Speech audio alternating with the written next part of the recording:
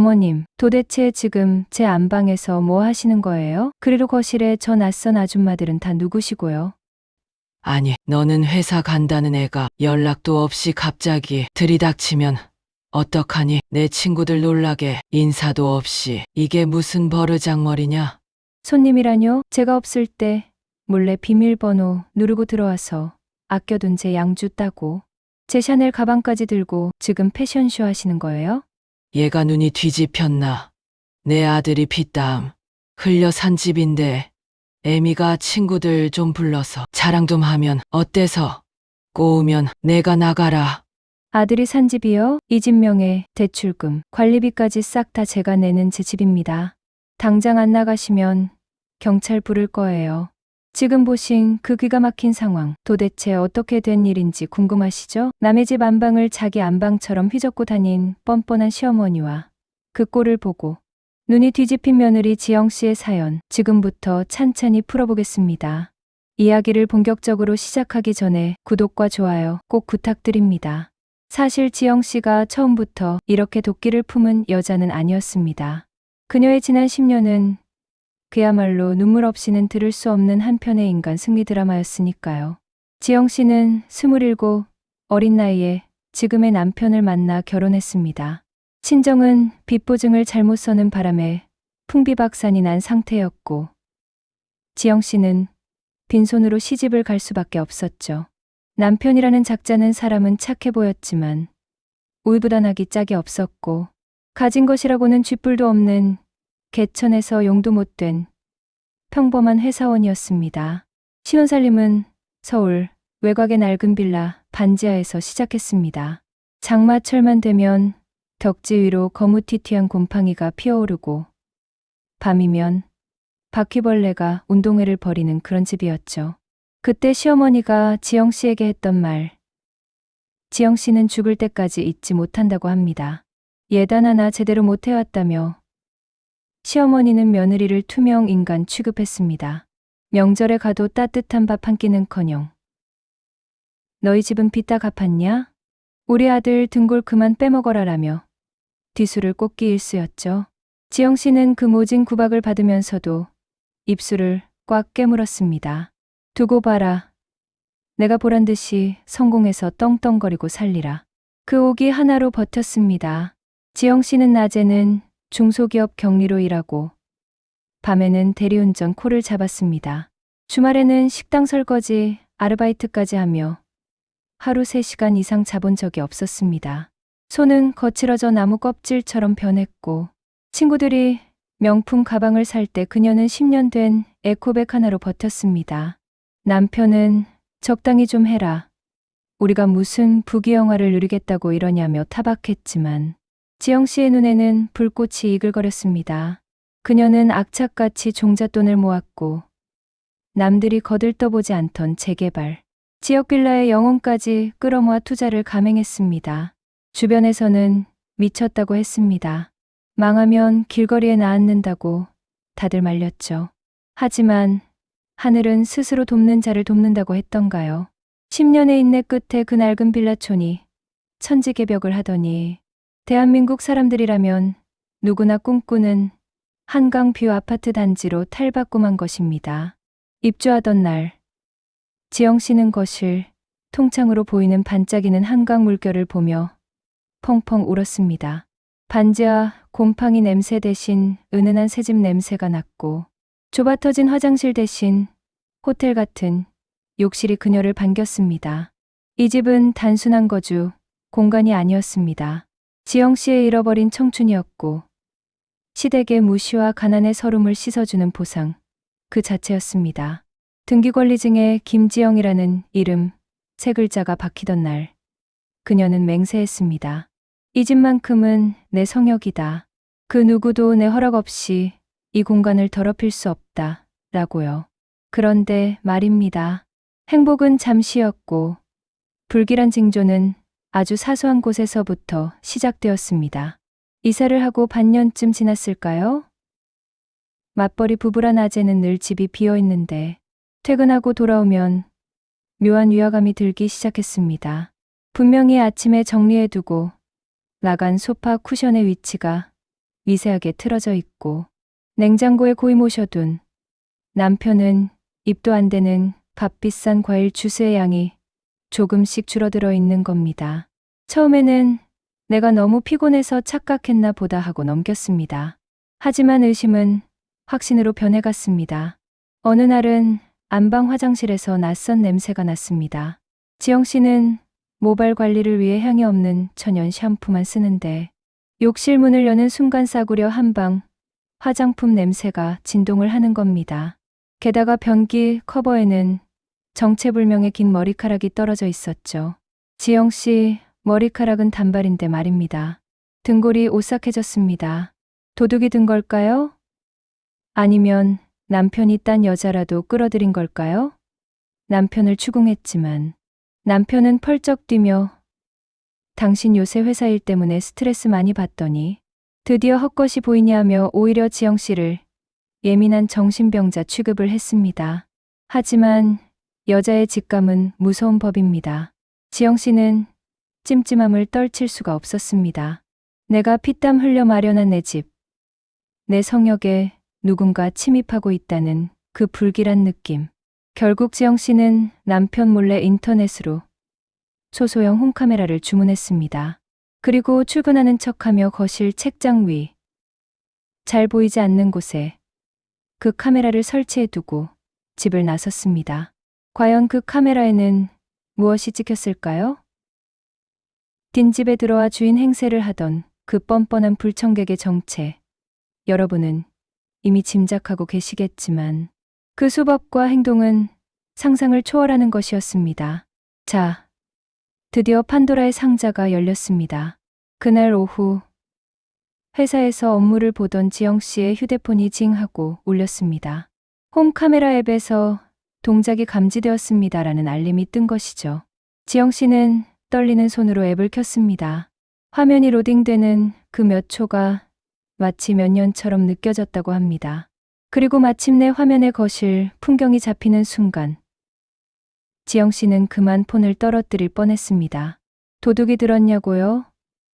차라리 도둑이면 경찰에 신고라도 하죠. 화면 속에 나타난 사람은 다름 아닌 시어머니, 그리고 그녀의 뒤를 따르는 알록달록한 등산복 차림의 중년 여성 4명이었습니다. 띠띠띠띠 경쾌한 도어락 소리와 함께 문이 열리자 시어머니는 마치 개선장군이라도 된 것처럼 당당하게 거실로 들어섰습니다. 그리고 뒤따라 들어오는 친구들에게 손짓하며 이렇게 외치는 소리가 카메라 마이크를 통해 생생하게 들려왔습니다. 어서들 와, 얘들아. 여기가 바로 우리 아들이 이번에 해준 집이잖아. 뷰가 끝내주지. 세상에. 이게 무슨 자다가 봉창 두드리는 소리입니까? 지영 씨가 10년 동안 먹고 싶은 거 못 먹고 입고 싶은 거 못 입어가며 마련한 집을 시어머니는 친구들에게 아들이 해준 집, 즉 내가 며느리 기죽이고 떵떵거리며 드나드는 내 집으로 둔갑시켜 소개하고 있었던 겁니다. 더 기막힌 건 그 다음 행동이었습니다. 시어머니는 아주 익숙하게 신발을 벗어 던지더니 거실 한가운데 놓인 지영 씨의 최고급 이태리산 안마의자에 털썩 주저앉았습니다. 그리곤 리모컨을 조작하며 친구들에게 으름장을 놓더군요. 이 안마의자도 내가 아들한테 사라고 한 거야. 며느리가 싹수가 없어서 이런 거 챙길 줄을 몰라요. 내가 다 코치해줘서 산 거지. 지영 씨가 친정엄마 환갑 선물로 드리려고 큰맘 먹고 할부로 산 그 안마의자를 말입니다. 친구들은 어머, 김 여사는 아들 농사 잘 지어서 호강하네 하며 부러움 섞인 탄성을 질러댔고 시어머니의 어깨는 천장까지 솟아올랐습니다. 하지만 이건 예고편에 불과했습니다. 시어머니는 갑자기 벌떡 일어나더니 주방으로 향했습니다. 지영 씨는 숨을 죽이고 화면을 지켜봤습니다. 시어머니는 망설임 없이 냉장고 문을 활짝 열어젖혔습니다. 그리고는 지영 씨가 주말에 남편과 오붓하게 와인 한잔하려고 아껴둔 최고급 한우 등심 팩과 백화점에서 큰맘 먹고 산 샤인머스켓을 꺼내 들었습니다. 얘들아, 점심들 부실하게 먹었지? 내가 고기 좀 구울 테니까 앉아 있어 봐. 우리 며느리가 살림을 못해서 냉장고 정리가 엉망인데 내가 와서 이렇게 썩기 전에 먹어치워 줘야 한다니까. 지영 씨는 사무실 의자에서 벌떡 일어날 수밖에 없었습니다. 머리끝까지 피가 솟구친다는 게 이런 느낌일까요? 시어머니는 지영 씨가 아끼는 명품 그릇장으로 가서 손님 올 때만 쓰려고 고이고이 모셔둔 외지우드 찻잔 세트와 접시들을 꺼내기 시작했습니다. 설거지하다가 이 나갈까봐 지영 씨도 손덜덜 떨며 쓰는 그 그릇들에 시어머니는 기름 뚝뚝 떨어지는 고기를 척척 담아내고 있었습니다. 거실 테이블 위는 순식간에 잔치판이 벌어졌습니다. 남의 집, 남의 음식, 남의 그릇으로 생색은 시어머니가 다 내고 있는 꼴이었죠. 거기서 끝났으면 지영 씨가 이렇게까지 이성을 잃지는 않았을 겁니다. 고기 파티가 끝나고 배가 부른 시어머니 일행은 이제 집 구경을 하겠다며 방들을 순회하기 시작했습니다. 지영 씨의 옷방 문을 벌컥 열어젖히고 들어가서는 지영 씨의 코트며 가방을 이것저것 만져보며 품평회를 열었습니다. 어머, 며느리가 사치가 심하네. 이런 비싼 걸 입고 다녀? 이거 짝퉁 아니니? 하며 킬킬거리는 소리가 들려왔습니다. 심지어 한 친구가 김 여사, 이 스카프 딱 내 색깔이다. 한번 해봐라고 부추기자 시어머니는 지영 씨의 에르메스 스카프를 목에 칭칭 감고 거울 앞에서 포즈를 취하더군요. 그리고 대망의 하이라이트. 시어머니는 친구들을 이끌고 기어이 성역인 안방 침실로 들어갔습니다. 부부 침실은 아무리 가족이라도 허락 없이 들어가는 게 아니지 않습니까? 그런데 시어머니는 이 침대가 라텍스라 아주 편해. 밥 먹었으니 한숨 때리자라며 지영 씨 부부의 침대에 그대로 대자로 눕는 것이 아니겠습니까? 흙 묻은 등산 양말을 신은 채로 말이죠. 친구들까지 덩달아 침대 가장자리에 걸터 앉아 수다를 떠는데 지영 씨는 그 순간 눈앞이 하얘졌습니다. 자신이 매일 밤 잠드는 그 신성한 공간이 저 무례한 불청객들의 땀, 냄새와 발냄새로 오염되는 걸 실시간으로 지켜보는 심정. 겪어보지 않은 사람은 모를 겁니다. 화면 속 시어머니는 며느리의 화장대 서랍을 열어 립스틱을 꺼내 바르며 말했습니다.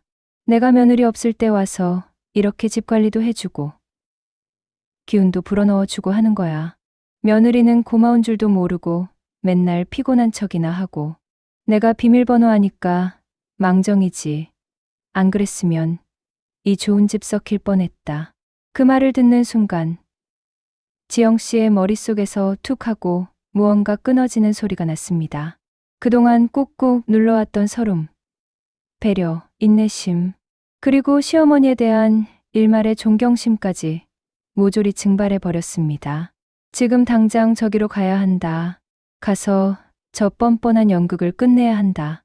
지영 씨는 상사에게 집에 급한 일이 생겼다며 단체를 냈습니다.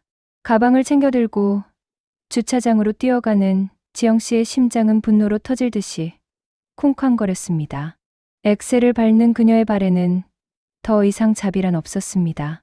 과연 지영 씨가 도착했을 때 저 무아지경의 파티장은 어떻게 변했을까요?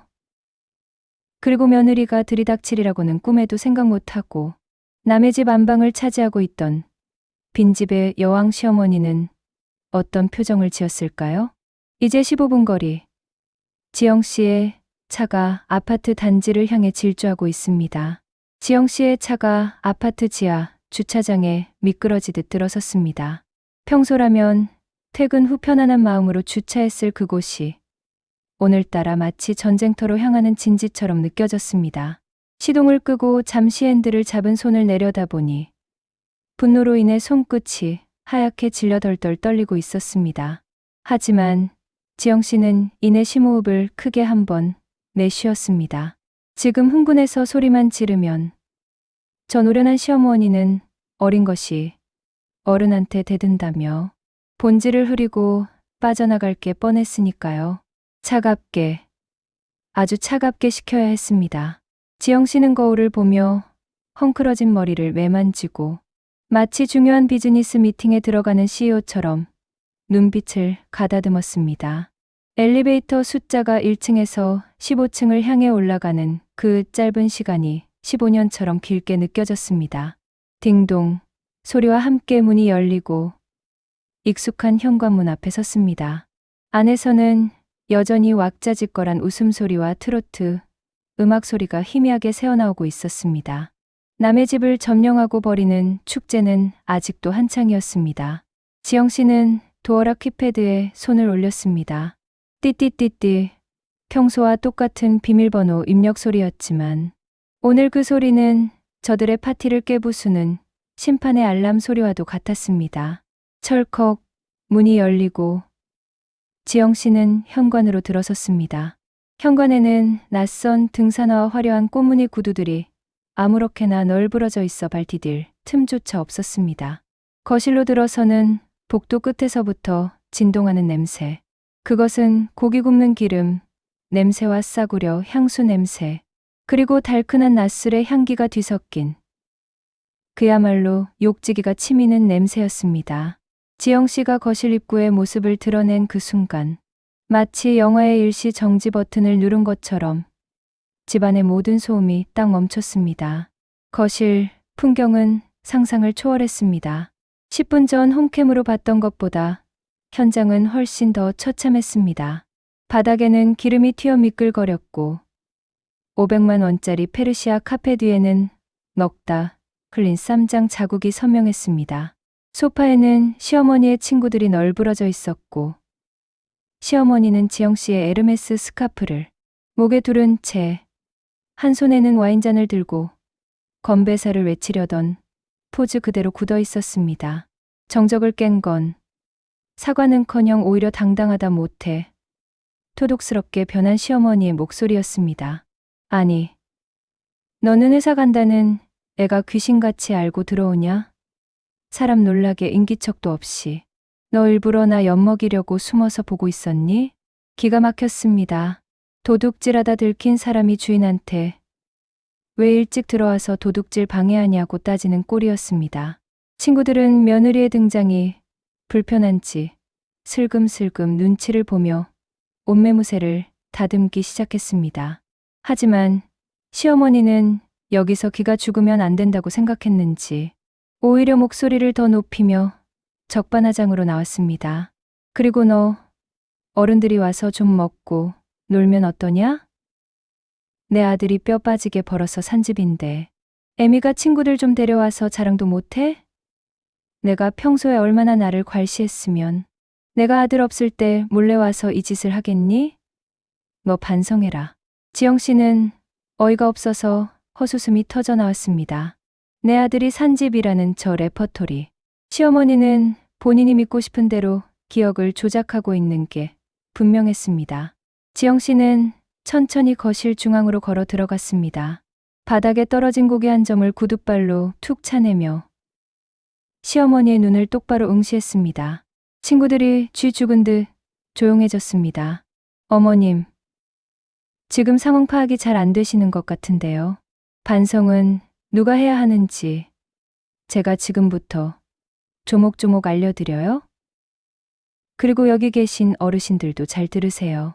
지금 여러분이 마시고 있는 그 술, 씹고 있는 그 고기, 누구 돈으로 산 건지 아시면 목구멍으로 안 넘어가실 텐데요.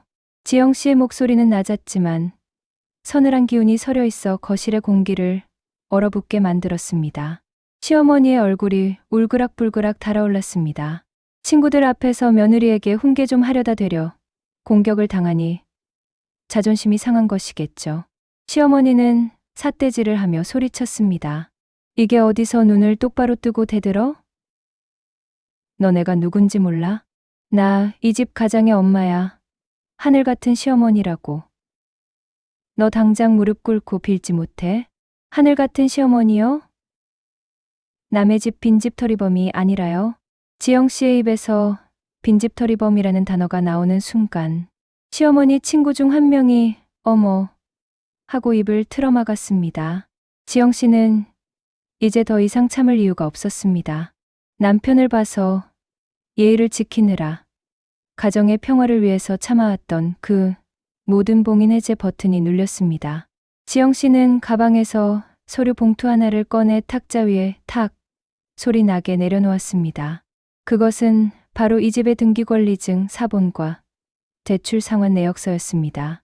어머님, 친구분들한테 거짓말을 하도 많이 하셔서 본인도 헷갈리시나 본데 오늘 제가 팩트 체크 확실하게 해드릴게요. 이 집이 누구 집인지, 누가 기생충처럼 얹혀 살고 있는 건지 숫자와 법으로 증명해 드린다고요. 자, 이제 도끼 품은 며느리의 반격이 시작됩니다. 감정에 호소하는 눈물바람이 아닙니다.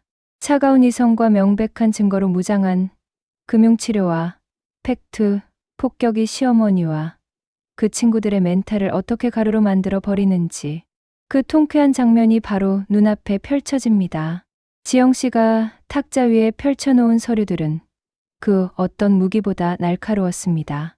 등기권리증, 대출금 상환 내역서, 그리고 관리비 고지서까지. 종이 한 장 한 장이 시어머니의 가슴을 후벼 파는 비수가 되어 날아들었습니다. 시어머니는 본능적으로 불리함을 감지한 듯 눈알을 이리저리 굴리며 딴청을 피우려 했지만 지영 씨는 틈을 주지 않았습니다. 자, 여기 보이시죠? 소유자 김지영. 제 이름 석자입니다. 공동명의요? 천만에요. 어머님, 아들 이름은 이 집에 티끌만큼도 안 들어가 있습니다. 왜냐고요? 결혼할 때 어머님 댁에서 10원 한 장 안 보태주셨잖아요. 남편이 모아둔 돈이요? 그거 그 사람 학자금 대출 갚고 어머님 이 해놓으신다고 가져간 돈 메꾸느라 결혼식 비용 내기도 빠듯했습니다. 지영 씨의 목소리는 높지 않았지만 거실을 쩌렁쩌렁 울렸습니다. 안마의자에 앉아있던 친구분이 슬그머니 일어나 눈치를 보더군요. 지영 씨는 그 친구분을 향해 친절하지만 섬뜩한 미소를 지으며 말을 이었습니다. 아주머니, 아까 제 남편이 효자라서 이 안마의자 사줬다고 들으셨죠? 그거 제 카드 할부 내역서 보여드릴까요? 아직 할부 12개월 남았고요. 매달 제 월급 통장에서 빠져나갑니다. 남편은 자기 용돈 쓰기도 바빠서 이런 거 엄두도 못 냅니다. 지금 아주머니들이 드시고 계신 그 한우, 와인, 샤인머스켓, 그거 다 제가 야근하고 주말 알바 뛰어서 산 제 피 같은 식량입니다. 제 남편, 이 집에서 관리비 한 번 낸 적 없어요. 얹혀 사는 건 제가 아니라 바로 어머님 아들입니다. 거실은 순식간에 찬물을 끼얹은 듯 조용해졌습니다. 친구들의 얼굴이 불그락푸르락 변했습니다. 아들 덕에 호강한다는 김 여사의 자랑이 다 새빨간 거짓말이었다니. 남의 며느리 돈으로 생색을 내고 남의 집 안방을 자기 것처럼 휘두른 희대의 사기극의 조연으로 이용당했다는 사실에 친구들은 수치심과 배신감을 동시에 느꼈습니다. 시어머니는 얼굴이 터질 듯 붉어져서는 빳빳하게 굳어버린 혀로 간신히 반박했습니다. 야, 부부가 살다 보면 내 돈이 어디 있어. 내가 벌면 얼마나 번다고 유세를 떨어? 남자가 기죽어서 돈 못 벌어오면 여자가 내조해서 채워넣는 게 당연하지. 그걸 지금 밖에서 남들 듣는 데서 떠벌려야 속이 시원하냐? 네, 속이 아주 시원하네요. 그리고 내조요?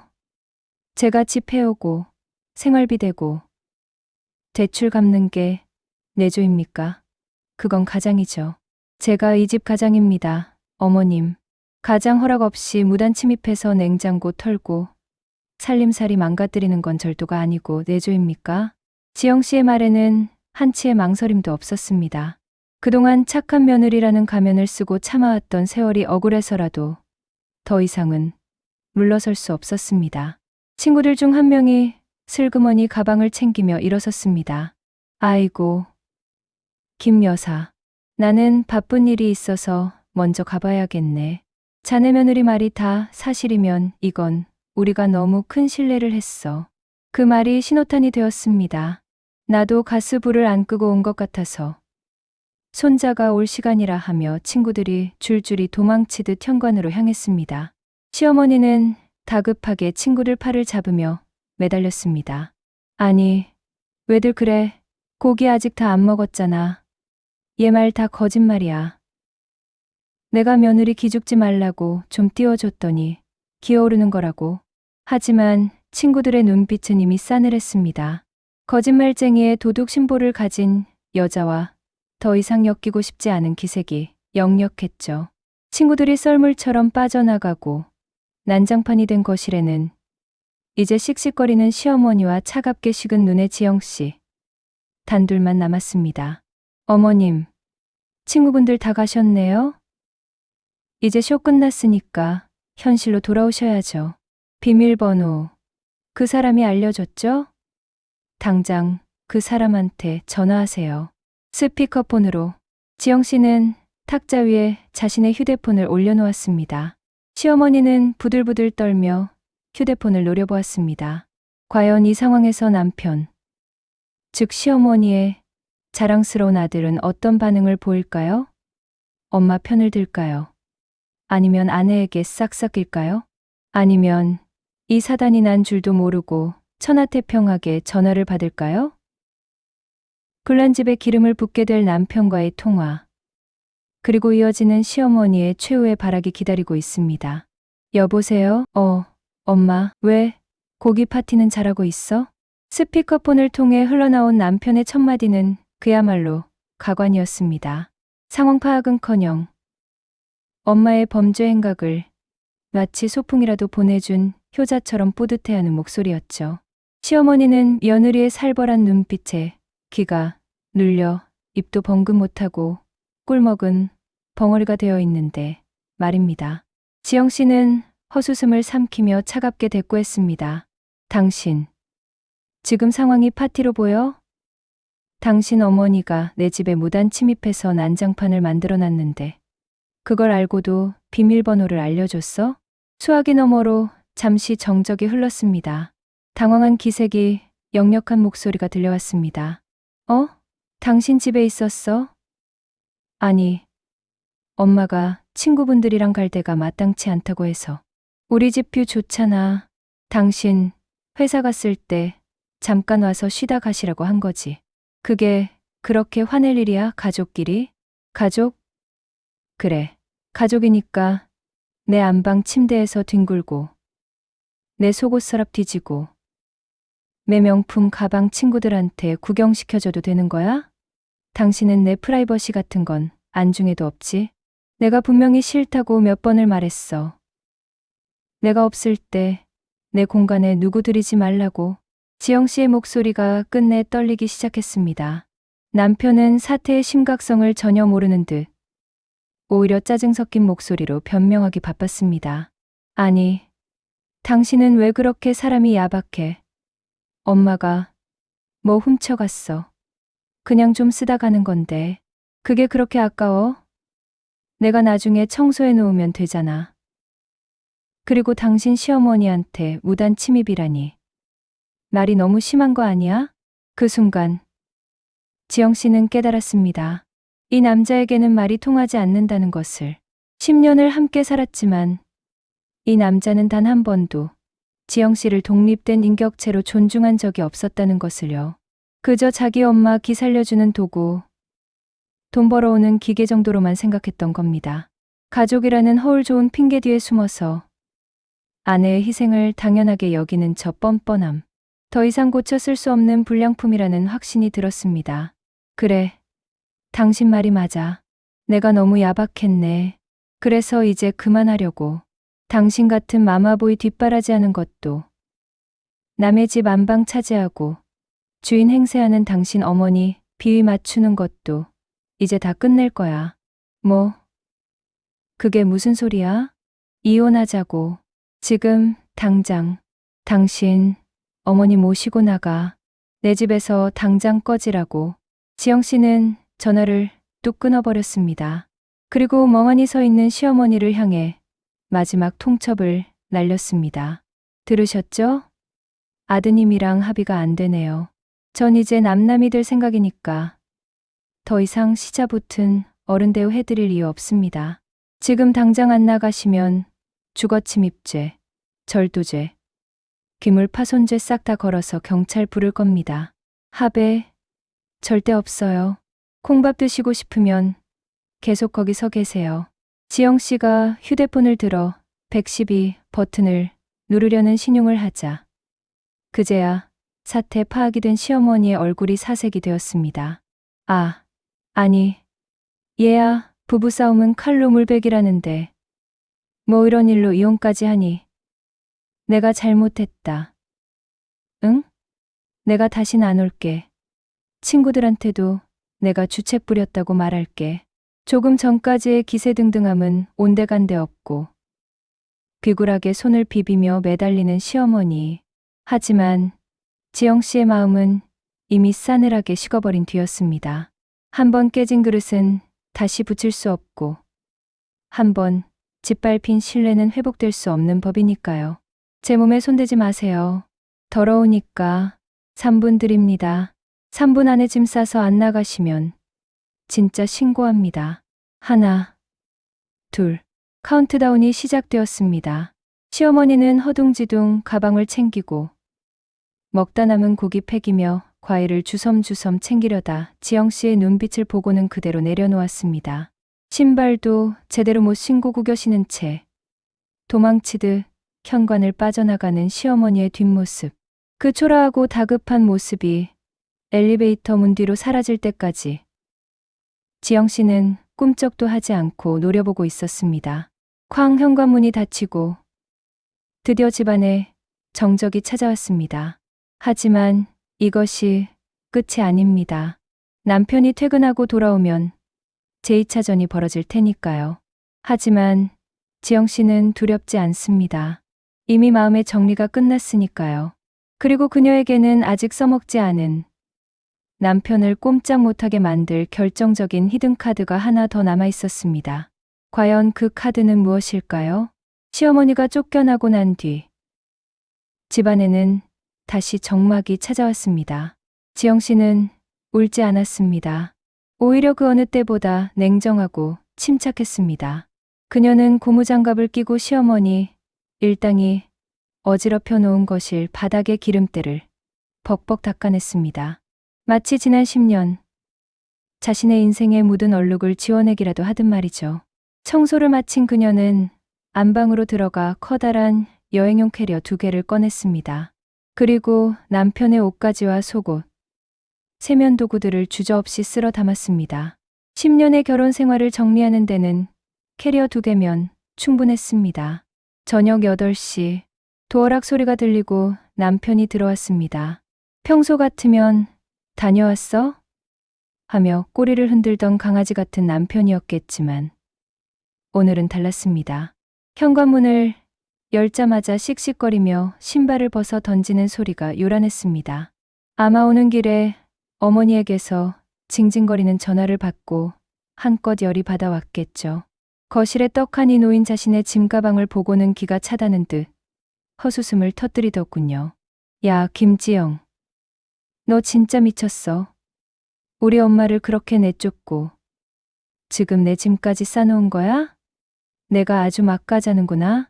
남편은 넥타이를 거칠게 풀어헤치며 식탁에 앉아있는 지영 씨에게 다가갔습니다. 지영 씨는 미동도 하지 않고 식탁 위에 놓인 서류 봉투를 턱짓으로 가리켰습니다. 왔어. 소리 지를 힘 있으면 이거부터 읽어봐. 당신이 좋아하던 그 가족 놀이. 이제 법정에서 해야 할 거니까. 남편은 서류를 낚아채듯 집어들었습니다. 이혼 소장, 위자료 청구 소송, 재산 분할 청구서, 그리고 접근 금지 가처분 신청서. 붉은 도장이 찍힌 서류들을 보는 남편의 눈동자가 흔들리기 시작했습니다. 하지만 이 남자는 아직도 상황 파악이 덜 된 상태였습니다. 자기가 말만 잘하면 혹은 적당히 화내고 윽박지르면 아내가 꼬리를 내릴 거라 착각하고 있었던 거죠. 이혼. 고작 엄마가 집에 한 번 왔다 갔다고 이혼을 해? 당신 진짜 속 좁다. 남들은 시어머니 모시고도 사는데 딘 집에 좀 와서 친구들한테 자랑 좀 한 게 그게 그렇게 죽을 죄야? 내가 엄마한테 주의 준다니까. 지영 씨는 차가운 눈빛으로 남편을 올려다보았습니다. 그리고 준비했던 히든카드를 꺼내 들었습니다. 바로 오늘 낮 홈캠에 녹음된 또 다른 대화 내용이 담긴 녹취록이었습니다. 지영 씨가 아까 미처 말하지 않았던 시어머니가 친구들에게 했던 결정적인 한마디가 텍스트로 박제되어 있었습니다. 보세요. 당신 어머니가 친구들한테 뭐라 했는지. 우리 아들이 며느리 잡고 산다. 이 집 명의도 조만간 아들 걸로 돌려놓으라고 내가 코치하고 있다. 며느리 애 못 낳으면 핑계대고 내쫓고 아들 세 장가들이면 이 집 다 우리 거다. 이게 당신네 모자가 꾸미던 짓거리니? 남편의 얼굴이 흑빛이 되었습니다. 사실 남편도 은근히 동조했던 내용이었거든요. 지영 씨는 쐐기를 박았습니다. 이 녹취록, 그리고 당신이 그동안 생활비 핑계로 내 카드 긁어서 어머니 용돈 드리고 주식으로 날려먹은 내역서 다 증거로 제출했어. 변호사가 그러더라. 이건 단순 이혼이 아니라 사기 결혼에 가깝다고. 당신 이 집에서 10원 한 푼 못 건져. 오히려 나한테 정신적 피해 보상 위자료까지 토해내고 나가야 할 거야. 아니 여보. 그건 엄마가 노인네들이랑 농담한 거지. 그리고 내가 주식한 건 우리 잘 살아보려고. 닥쳐. 더 이상 그 입 놀리지 마. 지금 당장 이 가방 들고 나가. 비밀번호는 이미 바꿨고 1시간 뒤에 용달차 올 거야. 당신 운동기구랑 잡동사니들 싹 다 실어서 시댁으로 보낼 거니까 거기서 받아. 안 나가면 주거침입으로 경찰 부른다고 했지? 나 지금 112 누르고 있어. 지영 씨가 휴대폰 화면을 보여주자 남편은 그제야 무릎이 꺾이는 듯 했습니다. 갈 곳이 없었거든요. 당장 수중에 돈도 없고 카드는 지영 씨 명의의 가족 카드라 이미 정지된 상태였습니다. 쫓겨나면 좁아터진 본가로 기어 들어가서 화가 난 어머니의 바가지를 긁혀야 하는 신세. 한강 뷰 아파트의 안락함은 이제 끝이었습니다. 여보, 내가 잘못했어. 다시는 엄마 못 오게 할게. 응? 한 번만 봐줘. 내가 무릎 꿇을게. 남편은 바지가랑이를 잡고 늘어졌습니다. 하지만 지영 씨는 가차없이 그 손을 뿌리쳤습니다. 10년 동안 저 비굴한 모습에 속아 넘어갔던 자신이 한심스러울 뿐이었습니다. 비키세요. 내 집에서, 내 인생에서. 지영 씨는 현관문을 활짝 열었습니다. 찬바람이 쌩하니 들어왔습니다. 남편은 질질 끌려나가다시피 캐리어와 함께 복도로 내동댕이 쳐졌습니다. 쾅! 문이 닫히는 소리는 그 어느 때보다 경쾌하고 단호했습니다. 복도에서 여보, 문 좀 열어봐 하고 두드리는 소리가 났지만 지영 씨는 인터폰 전원을 꺼버렸습니다. 이제 집안에는 완벽한 고요와 평화가 찾아왔습니다. 하지만 복수극은 여기서 끝이 아닙니다. 쫓겨난 남편과 시어머니가 밖에서 겪게 될 처절한 현실. 그리고 지영 씨가 마지막으로 준비한 금융치료의 결정타가 아직 남아있으니까요. 집 밖으로 쫓겨난 그들은 과연 어떤 밤을 보내게 될까요? 쫓겨난 남편이 택시를 잡아타고 향한 곳은 불과 10년 전 자신이 탈출했던 그 낡고 좁은 본가였습니다. 한강이 내려다 보이는 널찍한 아파트에서 살다가 곰팡이 냄새가 배어있는 15평짜리 낡은 빌라 앞에 선이 처량하기 그지없었습니다. 택시비마저 지영 씨의 카드로 결제하려 했지만 거래 정지 카드라는 안내 음성이 흘러나왔습니다. 택시기사의 따가운 눈총을 받으며 주머니를 뒤져 꼬깃꼬깃한 현금을 털어내고서야 간신히 내릴 수 있었죠. 현관문을 열고 들어서자 집안에는 냉기가 감돌았습니다. 낮에 며느리에게 쫓겨나 혼이 쏙 빠진 채 돌아온 시어머니는 불도 켜지 않은 채 소파에 멍하니 앉아 있었습니다. 아들이 캐리어를 끌고 들어오는 모습을 보자마자 시어머니는 반가움 대신 악다구니를 퍼붓기 시작했습니다. 야, 이 멍청한 놈아. 너 기어이 쫓겨난 거냐? 사내 자식이 오죽 못났으면 계집애 하나를 못 휘어잡아서 이 꼴을 당해. 내가 너를 어떻게 키웠는데. 매말년의 며느리 눈치를 보게 만들어. 남편도 지지 않았습니다. 밖에서 당한 수모와 배고픔, 그리고 앞으로의 막막함이 짜증으로 폭발했습니다. 엄마 때문이잖아. 엄마가 거기서 친구들 불러서 굿판만 안 버렸어도 나 안 쫓겨났어. 왜 남의 집 안방까지 들어가서 난리야. 난리가. 엄마 때문에 나 빈털터리로 쫓겨났다고. 뭐가 어쩌고 어째. 남의 집. 그게 왜 남의 집이야. 내 아들이 사는 집이면 내 집이지. 그리고 내가 며느리한테 기죽어서 설설 기니까 걔가 기고만장해서 시어머니를 도둑 취급하는 거 아니냐. 내가 가장 노릇을 똑바로 했어야지. 좁은 거실에서 서로 삿대질을 하며 고함을 지르는 모자의 모습. 참으로 볼썽사나웠습니다. 서로 내 탓이라며 물어뜯는 그들의 목소리는 방음도 안 되는 낡은 벽을 타고 온 동네로 퍼져나갔습니다. 한참을 싸우다 지친 두 사람에게 찾아온 건 싸늘한 정적과 꼬르륵거리는 백가죽의 울림이었습니다. 금강산도 식후경이라는데 싸움도 걔가 불러야 하는 법이죠. 남편은 씩씩거리며 배달 앱을 켰습니다. 아, 몰라.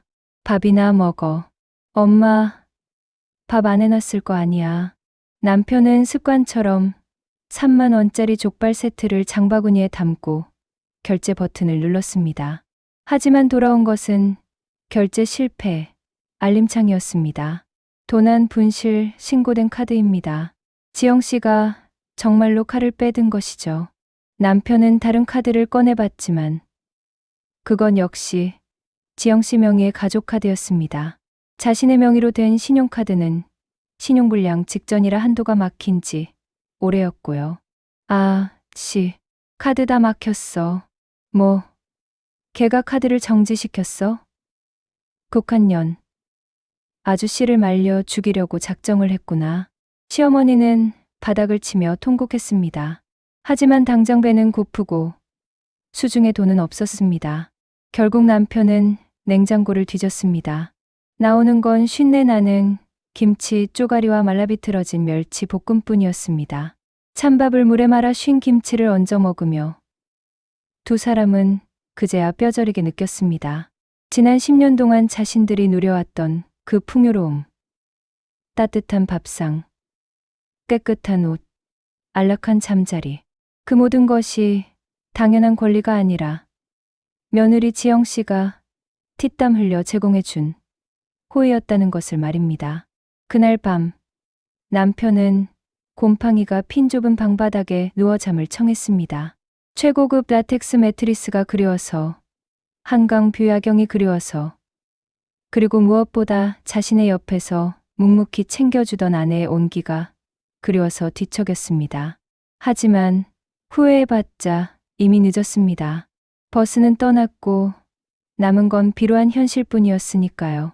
다음 날 아침, 이 비참한 모자에게 또 하나의 청천벽력 같은 소식이 날아듭니다. 지영 씨가 보낸 퀵서비스 기사가 서류 봉투를 건네주고 간 것인데요.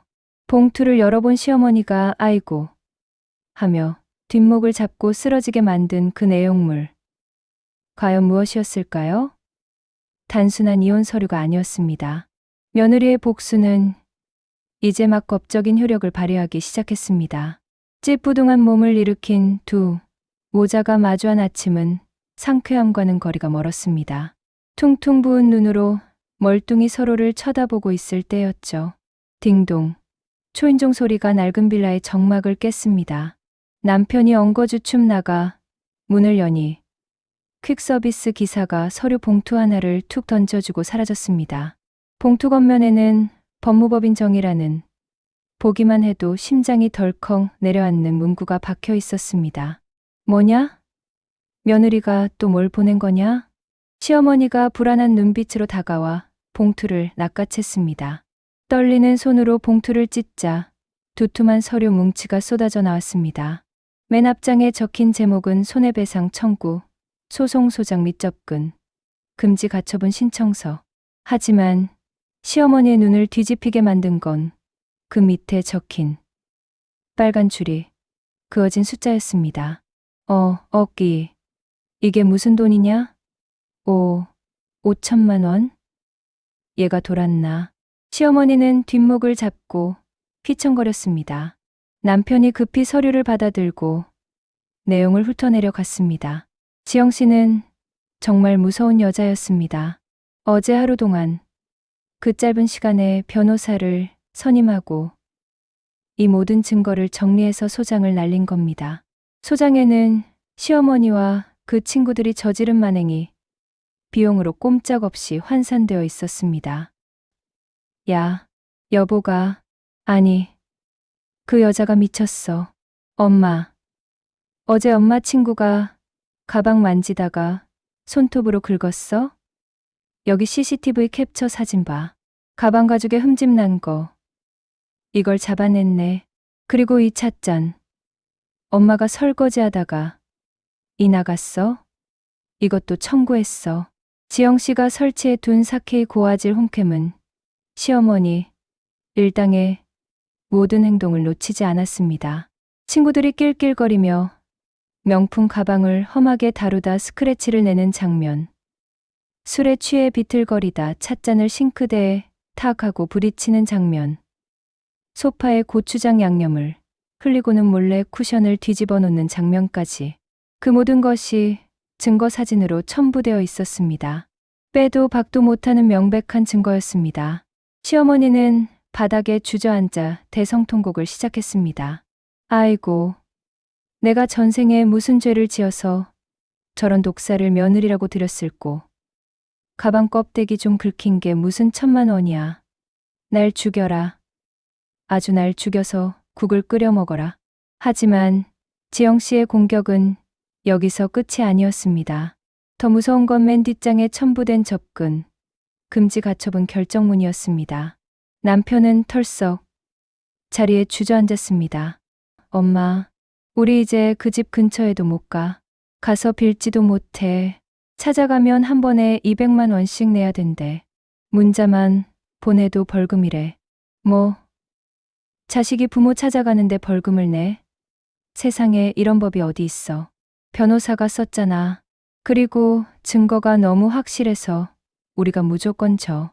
우리 지금 당장 이 돈 안 갚으면 엄마 이 집 보증금 압류당할 수도 있어. 내 월급 이미 가압류 들어왔을걸? 그제야 현실이 피부로 와닿기 시작했습니다. 며느리 지영 씨는 단순히 화풀이를 하는 게 아니었습니다. 법이라는 냉혹한 칼을 휘둘러 이 모자의 숨통을 조여오고 있는 것이었습니다. 가족이라는 이름으로 뭉개고 넘어가려 했던 그들의 안일함이 법과 돈이라는 거대한 벽에 부딪혀 산산조각이 난 순간이었습니다. 남편의 휴대폰이 울렸습니다. 회사였습니다. 김대리, 자네 와이프 법무법인에서 급여 가압류 통지서가 날아왔는데 이게 뭔가? 회사에 빚쟁이 전화 오게 하고 자네 인사 고가에 큰일 나. 당장 해결해. 전화가 끊어지자 남편은 머리를 감싸 쥐었습니다. 직장에서도 매장당하게 생겼습니다. 시어머니는 내 돈, 내 집 보증금은 안 된다 하며 가슴을 치고 울부짖었지만 허공에 흩어지는 메아리일 뿐이었습니다. 그들이 지영 씨에게 안겨주었던 10년의 고통이 이제는 수십 배의 이자가 붙어 그들의 인생을 파산으로 몰고 가고 있었습니다. 이제 그들에게 남은 것은 무엇일까요? 서로에 대한 원망, 눈덩이처럼 불어난 빚, 그리고 평생을 짊어지고 가야 할 후회뿐입니다. 반면 이 모든 짐을 털어버린 지영 씨는 어떻게 되었을까요? 그로부터 1년이라는 시간이 흘렀습니다. 계절이 바뀌고 해가 바뀌었지만 사람의 운명만큼 극적으로 바뀐 것이 또 있을까요? 한강이 내려다 보이는 그 아파트는 여전히 아름답습니다. 아니, 전보다 훨씬 더 우아하고 평화로워졌습니다. 지영 씨는 그날 이후 집안의 모든 가구를 싹 바꿨습니다. 시어머니의 땀 냄새가 배어있던 소파도, 불청객들의 손때가 묻은 식탁도 모두 미련 없이 버렸습니다. 대신 그 자리는 지영 씨가 좋아하는 모던한 가구들과 싱그러운 화분들로 채워졌죠. 지영 씨는 이혼 후 승승장구했습니다. 가정 불화라는 족쇄가 풀리자 업무 능률이 올랐고 회사에서 능력을 인정받아 부장으로 파격 승진까지 했습니다. 이제 주말이면 누구의 눈치도 보지 않고 거실 안마의자에 누워 클래식 음악을 듣거나 친구들을 초대해 우아한 브런치를 즐깁니다. 그녀의 얼굴에는 그늘이라곤 찾아볼 수 없습니다. 10년 동안 그녀를 짓누르던 며느리라는 무거운 짐을 벗어던지고 온전한 김지영으로 다시 태어났기 때문입니다. 그녀는 가끔 통장을 확인하며 미소 짓습니다. 매달 꼬박꼬박 입금되는 돈이 있거든요.